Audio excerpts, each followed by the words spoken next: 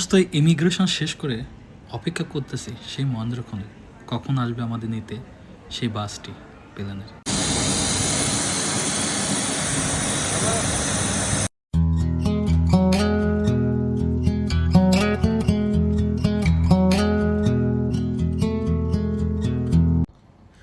দীর্ঘদিনের আশা, দীর্ঘদিনের স্বপ্ন, ঢাকা টু নেপাল সাকসেস।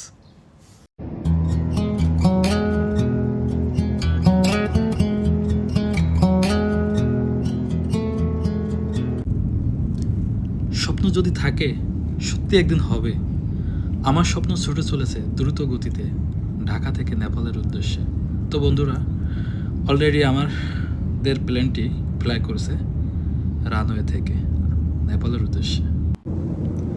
যাত্রা যখন মাঝামাঝি পর্যায়ে চলে আসে তখনই স্ন্যাক সাইটে খাবারটা খুবই সুন্দর ছিল, ক্ষুধাও লাগছিল। 1 ঘন্টা 20 মিনিট ফ্লাইটের পর অবশেষে নেপালের ত্রিভুবন এয়ারপোর্ট, এরপরেই নেপালের তিব্বত বেটিকিউ হোটেল। হাই, অলরেডি আমি নেপালে পৌঁছে গেছি। এটা আমার নেপালের হোটেল রুম। প্রথম দিন হিসাবে আজ আমাদের প্রথম ডেস্টিনেশন কাঠমান্ডুর হনুমান মন্দির দূরে দেখা যাচ্ছে। গাড়িতে চড়ে অলরেডি আমরা রওনা দিয়েছি হোটেল থেকে হনুমান মন্দিরের উদ্দেশ্যে। আমাদের পরবর্তী ডেস্টিনেশন থাকবে চন্দ্রগিরি হিলস। অলরেডি চলে আসছে হনুমান মন্দিরের খুবই কাছাকাছি। এটি কাঠমান্ডু শহর। এই মন্দির থেকে পুরো কাঠমান্ডু শহরটি সুন্দরভাবে দেখা যায়। এটা হনুমান মন্দির। এই মন্দিরটা দীর্ঘ পুরানো এবং সম্পূর্ণ পাথরের নির্মিত।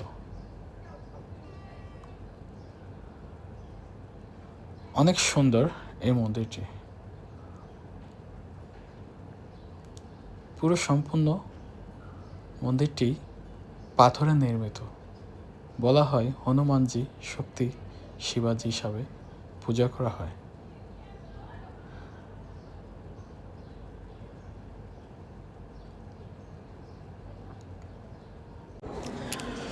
চন্দ্রগিরি হিলস পাহাড়ে যদি ক্যাবেল করে যেতে চান তাহলে অবশ্যই আপনাকে লাইন দাঁড়াতে হবে। আমরাও দাঁড়িয়ে আছি, কারণ একটার পর একটা ক্যাবেল কার আসতে থাকে আর পর্যায়ক্রমে যেতে হয়। আমরাও অপেক্ষায় আছি। আমরা এখন ক্যাবেল কারে উঠবো। ক্যাবেল কারের ভিতরে চলে আসছি। দারুণ!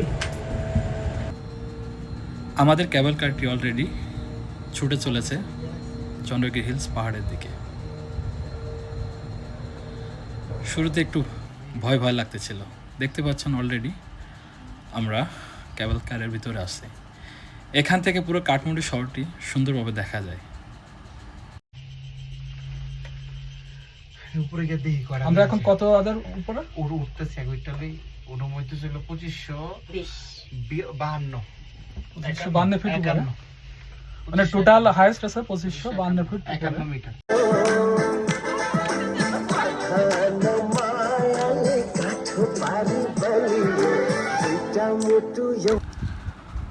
তো ভিউয়ার্স, এই ছিল আমার ঢাকা টু কাঠমান্ডু সফর। এছাড়াও আরও আমার ভিডিও আছে। তো ভিউয়ার্স, অবশ্যই সাবস্ক্রাইব করে পাশে থাকবেন, ইন্সপায়ার করবেন। পরবর্তীতে আরও সুন্দর ভিডিও তৈরি করতে পারি। এসা শেষ করছি। ধন্যবাদ।